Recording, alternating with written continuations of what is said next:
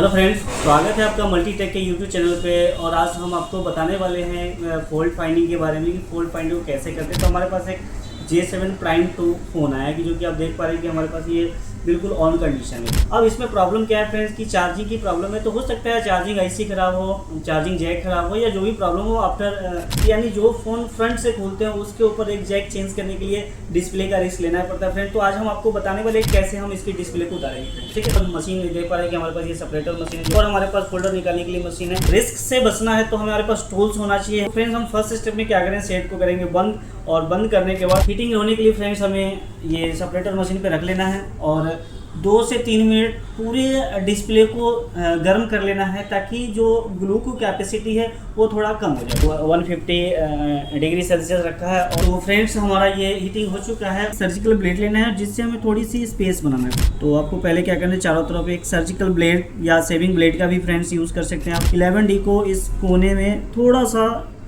इन करा देना है फ्रेंड्स, जो कि आप देख पा रहे हैं। और इसके ऊपर थोड़ा सा ग्लू रिमूवर फ्रेंड्स यूज़ करें। प्ले भी ऑन है तो बिल्कुल लाइव आपको हम दिखा रहे हैं फ्रेंड्स।